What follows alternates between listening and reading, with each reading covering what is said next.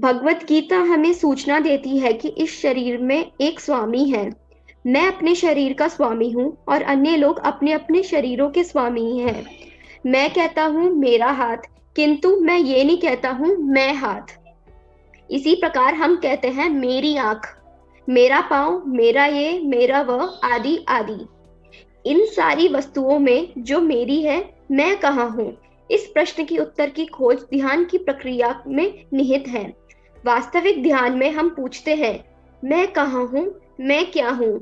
हम इन प्रश्नों के उत्तर किसी भौतिक प्रयास से नहीं पा सकते और इसलिए सारे विश्वविद्यालय इन प्रश्नों को ताक पर रख रहे हैं।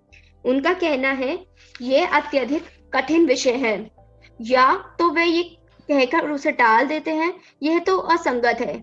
इस तरह सारे इंजीनियर अपना ध्यान घोड़ा रहित गाड़ी तथा पंख रहित पक्षी की सृष्टि करने में या उसे पूर्ण करने के प्रयास में लगा रहे हैं। पहले गाड़ियां घोड़े खींचते थे और कोई वायु प्रदूषण ना था, लेकिन अब तो कारें हैं और रॉकेट हैं। सारे विज्ञानियों को इन पर बहुत गर्व है, वे शेखी बगाड़ते हैं। हमने घोड़ा रहित गाड़ियों तथा पंख रहित पक्षियों का आविष्कार कर लिया है। भले ही वे वायुयान तथा रॉकेट के लिए नकली पंख खोज ले, लेकिन वे आत्मा रहित शरीर की खोज नहीं कर सकते।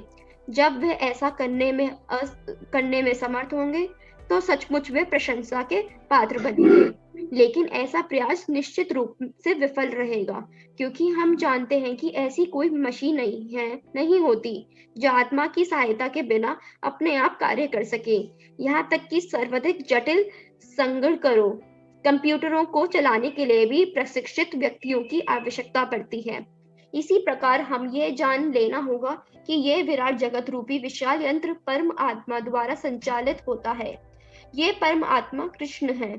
विज्ञानी जन इस भौतिक ब्रह्मांड के परम कारण या परम नियंता की खोज में लगे हैं और अनेक सिद्धांत तथा प्रस्ताव प्रस्तुत करते रहते हैं, किंतु ज्ञान संपादन करने का असली साधन अत्यंत सरल एवं पूर्ण है। हमें केवल पूर्ण पुरुष कृष्ण से सुनना भर है।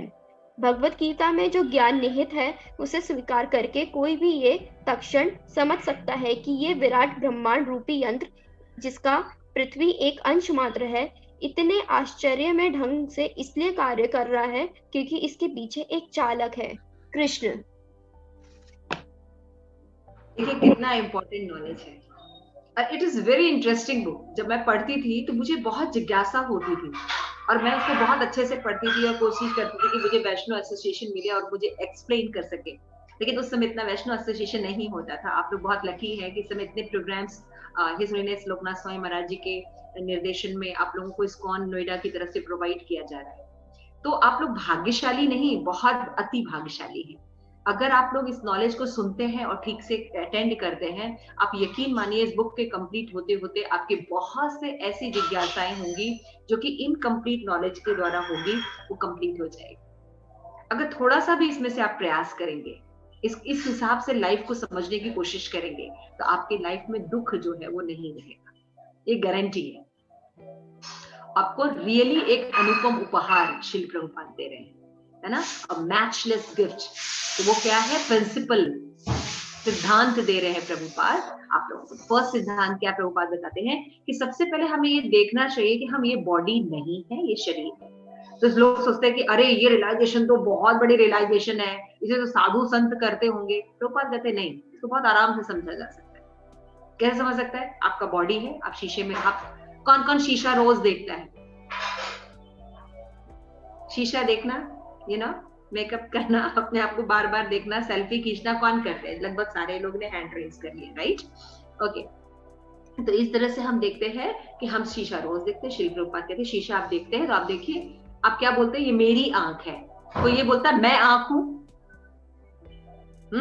बासु कोई बोलता है? नहीं। मेरी नाक है, मेरा कान है, मेरा मुंह है, मेरा हाथ है, राइट? तो श्री प्रभुपाद कहते हैं हम सब कुछ कहते हैं मेरा, तो मैं कौन हूं?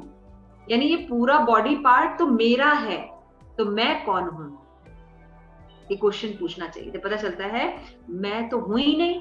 यानी इस शरीर को जो मैं समझ के सारा दिन इसको सुख में ही बिता देता हूं, इसके ही सेवा में बिता देता हूँ, उसके रख रखाव को अच्छे से करने के लिए मैं इसमें सारा अपना जो है कंसंट्रेशन डाल देता हूँ, सारी एनर्जी डाल देता हूँ, तो मैं तो ये हूं ही नहीं। तो यानी मैं जो सही चीज के लिए प्रयास नहीं कर रहा हूं, मैं कौन हूं? अगर आप लोगों को एक छोटी सी बात बताए कि आप लोग एक थोड़ा सा जज करके बताइए, आप लोग बहुत इंटेलिजेंट हैं, सब पढ़े लिखे हैं बच्चे हमारे। एक लेडी है जो कि अपने घर में रहती है, अपने घर का परिवार है, उसका बच्चे हैं, हस्बैंड है, वाइफ है, सब लोग हैं, है ना। वो रोज सुबह उठती है और अपने घर का काम छोड़ के वो अपने नेबर के पास चली जाती है, पड़ोसी के पास, और उसके घर के पूरे काम करती है, उससे बातचीत करती है, सब कुछ करती है, लेकिन अपने घर की कोई टेक केयर नहीं करती। तो वो लेडी इंटेलिजेंट है या बेवकूफ? आंसर, गिव मी आंसर फटाफट। इंटेलिजेंट है कि मूर्ख व्यक्ति है? मूर्ख व्यक्ति। यस बासु? मूर्ख व्यक्ति। मूर्ख व्यक्ति। यस माता जी। अंकल। हाँ पूनम, तो ऐसी लेडी मूर्ख है? नहीं, मूर्ख है। नहीं, इंटेलिजेंट नहीं है, मूर्ख है। मूर्ख है ना। और हम क्या कर रहे हैं? हम शरीर नहीं है, लेकिन दिन भर एक सुबह से लेकर अगर शाम तक अगर आप अपने कामों की लिस्ट बनाइए तो केवल शरीर के पालन पोषण में ही, उसके टेक केयर में ही सारा काम करते हैं। और आत्मा के लिए क्या काम करते हैं? अगर हम कहते नहीं, हम तो भगवान को ना प्रणाम करके जाते हैं, ठीक है, भगवान को प्रणाम करते हैं, अच्छी बात है, लेकिन उसके आगे कुछ नहीं। हम जो हैं उसके लिए हम कुछ नहीं करते, तो हमें इंटेलिजेंट कहा जाएगा कि मूर्ख? हम हमेशा पड़ोसी का काम करते हैं, सब पूछा हुआ है ना। हम कौन है और उसके लिए क्या चाहिए उसके बारे में नॉलेज है। इसलिए श्री प्रभुपाद कह रहे हैं कि हम ज्यादातर जो पढ़ाई करते हैं मटेरियल वर्ल्ड में, वो साइंटिस्ट की, इंजीनियर की, इनसे बड़े इन्फ्लुएंस रहते हैं, है ना। तो प्रभुपाद कहते हैं कि इन्होंने बहुत से आविष्कार कर लिए हैं, ये बना लिया है, रॉकेट बना लिया है, कारें बना ली है, सब कुछ कर लिया है, लेकिन इनको बना लेने पर भी इनको चलाने के लिए तो व्यक्ति की ही जरूरत पड़ेगी, है ना। कारें अपने आप तो चलेंगी नहीं ना, उसको चलाना पड़ेगा, राइट। कंप्यूटर बना लिया है ना, इतने तरह से सिस्टम्स बना लिए, लेकिन सबको चलाने के लिए क्या करना पड़ेगा? एक व्यक्ति की जरूरत पड़ती है। इसीलिए कहा जाता है कि हमें जो है सही सोर्स से सुनना चाहिए। जब हम मटेरियल सोर्स से सुनते हैं तो हमें क्या सुनाई देता है कि रोटी, कपड़ा और मकान हमारी प्रॉब्लम है।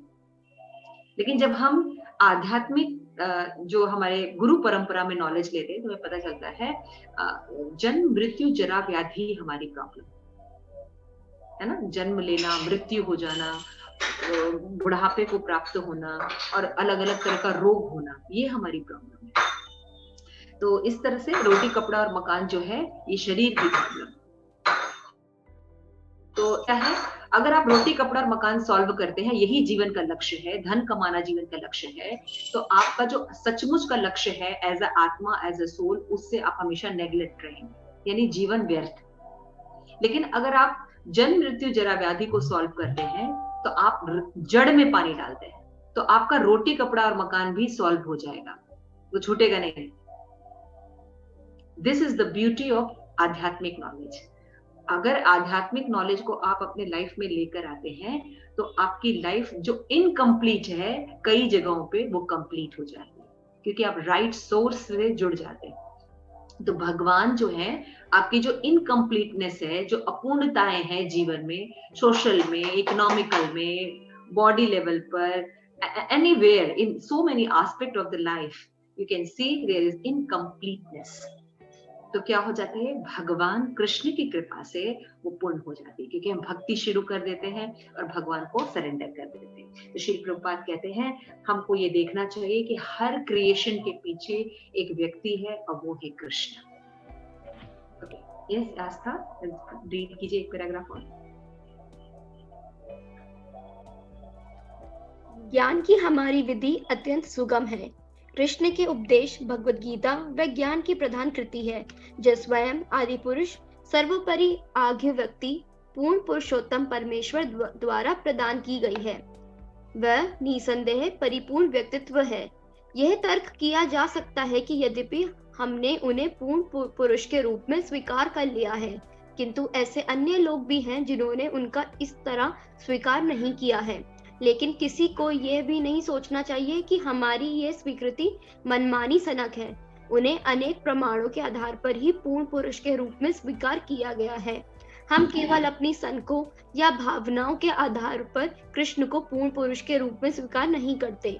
नहीं, कृष्ण को समस्त वैदिक ग्रंथों के प्रेरणा व्यासदेव जैसे वैदिक अधिकारियों ने भगवान के रूप में स्वीकार किया है। ज्ञान का आगार वेदों में निहित है और उनके प्रेरणा व्यासदेव कृष्ण को पूर्ण पुरुषोत्तम परमेश्वर के रूप में स्वीकार करते हैं। यही नहीं, व्यासदेव के गुरु नारद श्री कृष्ण को इसी तरह मानते हैं। नारद को गुरु ब्रह्मा कृष्ण को न केवल परम पुरुष मानते हैं अपितु परम नियंता भी मानते हैं। ईश्वरः परम कृष्णः, परम नियंता तो कृष्ण है। हाँ, तो आज हम देख रहे हैं क्या कि प्रभुपाद बताते हैं कि जो नॉलेज है इसको कंसीव करने की विधि है ना, और ये बहुत ही इंपॉर्टेंट है। हम नॉलेज जनरली क्या लेते हैं, सोचते हैं कि हम मेडिकल कॉलेज में एडमिशन ले लेंगे, स्कूल में कॉलेजेस में एडमिशन ले लेंगे और हम वहां पे पढ़ाई करते हैं तभी हमें नॉलेज मिलती। ऐसा नहीं है, वो नॉलेज अधूरा नॉलेज होता है ना, हाफ नॉलेज। इसीलिए हमें इतनी प्रॉब्लम होती है क्योंकि half knowledge is more dangerous. तो पूरी नॉलेज नहीं होने के कारण हम किसी भी चीज की जो नॉलेज रहती, किसी भी एरिया में हमारी नॉलेज है वो अधूरी नॉलेज है। तो जब हम राइट सोर्स से सुनते हैं, हमने क्या सुना कि भगवान कृष्ण ही ओरिजिनल भगवान है और उनके द्वारा जब हम ज्ञान प्राप्त करते हैं तो हमारा ज्ञान पूर्ण होगा, क्योंकि भगवान ने जब सब कुछ क्रिएट किया है तो उनको सब कुछ पता है, क्या चीज कैसी है, क्या है, कैसे इसका उपयोग करना है, कैसा क्या है, किसका क्या रिजल्ट है, कैसे करने से कैसा और अच्छा हमें बेनिफिट मिल सकता है, तो Krishna know each and everything. तो जब हम उनकी परंपरा में ज्ञान रिसीव करते हैं तो हमारा नॉलेज जो है वो पूर्ण हो जाता है और प्रयास भी पूर्ण हो जाता है। तो श्रील प्रभुपाद बता रहे हैं यहाँ पे कि मैं अगर ये आपको अगर ये बोल रहा हूँ कि कृष्ण जो है वो भगवान है, तो इसका ये मतलब नहीं कि हम अपने सनक के अनुसार बोल रहे हैं, या मैं बोल रहा हूँ या इस्कॉन में मैं ऐसा बिलीव करता हूँ तब कृष्ण भगवान है। नहीं, श्रील प्रभुपाद कहते हैं जितने भी प्रमाणिक ग्रंथ हैं और 4 संप्रदाय है ना, उन चारों संप्रदाय के लोगों ने, सारे ऋषियों ने, सारे स्कॉलर्स ने ये डिक्लेयर किया है कि कृष्णस्तु भगवान स्वयं, कृष्ण ही भगवान है, ये डिक्लेयर किया है उन्होंने, है ना। तो श्रील प्रभुपाद ने एग्जाम्पल दिया है ब्रह्म संहिता का। इस पूरे क्रिएशन को बनाने के लिए ब्रह्मा को भगवान ने निर्देश दिया, है ना। तो ब्रह्मा ने इस मटेरियल वर्ल्ड का क्रिएशन किया है, सब क्रिएशन, है ना, भगवान ने करके दिया और उनको ज्ञान दिया, उनको एम्पावर किया और उनको ये रिस्पॉन्सिबिलिटी दे दी मटेरियल वर्ल्ड की। तो उनका रियलाइजेशन है, वो कहते हैं ब्रह्म संहिता में, ईश्वरः परमा कृष्ण सच्चिदानंद विग्रह अनादिरादिर गोविंद सर्व कारण कारण, कि ईश्वर कौन है, कृष्ण, एकदम सीधे सीधे बताया। और कैसे है भगवान, सच्चिदानंद विग्रह। और भगवान कैसे है, भगवान सब चीज के कारण है, लेकिन भगवान का कोई कारण नहीं है, क्योंकि भगवान थे, हैं और हमेशा रहते, हमेशा रहते।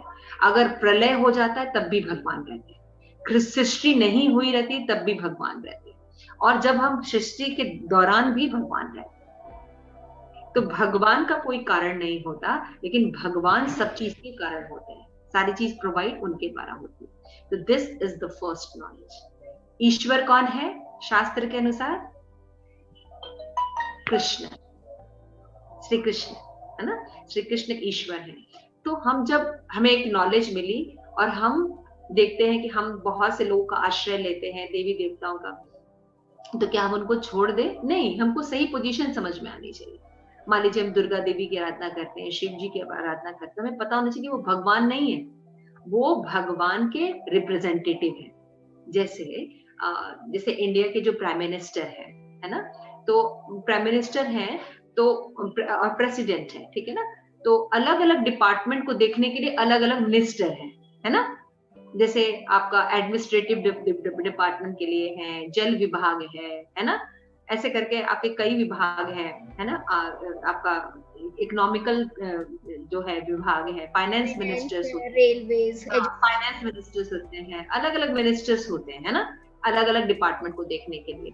तो उसी तरह से जो ये मटेरियल वर्ल्ड है या जो भी क्रिएशन है, तो भगवान अपने एनर्जी को डिवाइड करते हैं, अलग अलग लोगों को सेवा प्रदान करते हैं। तो भगवान ने डेमी गॉड्स बनाए, डेमी गॉड्स मतलब देवी देवता, और इनको डिपार्टमेंट दे दिया, किसी को लाइट का डिपार्टमेंट दे दिया है, किसी को पानी का डिपार्टमेंट दे दिया है ना, किसी को धन का डिपार्टमेंट दे दिया है, अलग अलग डिपार्टमेंट दिया हुआ है। ये भगवान नहीं है, लेकिन ये भगवान के रिप्रेजेंटेटिव है।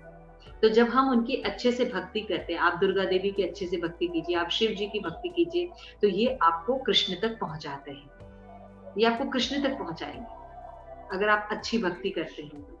तो इसलिए यहाँ तक आज हमने पढ़ा, तो ये नॉलेज आप लोग लीजिए कि कृष्ण ही भगवान है और उनकी शरण ग्रहण कीजिए, है ना। और देवी देवता कौन है? ये भगवान की भक्ति करते हैं। आप किसी को भी देखिए, शिव जी किसकी भक्ति करते हैं? दिन भर राम नाम की माला जपते हैं ना।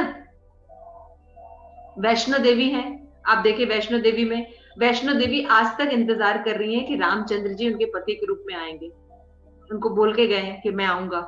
आज तक वैष्णो देवी जो है, दुर्गा देवी उनका वेट कर रही है। तो यानी मालिक कौन हुए? कृष्ण हुए, है ना। और बताइए देवी देवता, गणेश जी है ना। गणेश जी किसकी आराधना करते हैं? नरसिंह भगवान की आराधना करते हैं। और नरसिंह देव कौन है? कृष्ण है ना। सरस्वती जी किसकी आराधना करती हैं? भगवान की आराधना करती है ना। आप देखिए हर कोई, आप कहीं पर भी जाइए, आप हर जगह देखिए, इस्कॉन के अलावा भी आप देखिए, जगन्नाथ जी में दुर्गा जी है, विमला जी, तो पहले जगन्नाथ जी को भोग लगता है, फिर दुर्गा देवी को भोग लगता है ना। आप वृंदावन चले जाइए, आसेश्वर महादेव है ना नंदगांव में, तो पहले नंद बाबा, नंद गांव में नंद गांव में पहले जो भगवान का मंदिर है, वहां कृष्ण को भोग लगता है, फिर वो भोग आता है भगवान प्रसाद के रूप में, आशेश्वर महादेव के पास प्रसाद आता है। तो जो भगवान है उनको आप देख सकते हैं, हर जगह आप देख सकते हैं, और ये टेम्पल इस्कॉन के नहीं है। तो यानी शास्त्र में राइट। समझ में आई बात? किसी का कोई प्रश्न है? कई मैसेज आए, थैंक यू सो मच। तो ठीक है, ओके, हरे कृष्णा, श्रील प्रभुपाद की जय। आप लोग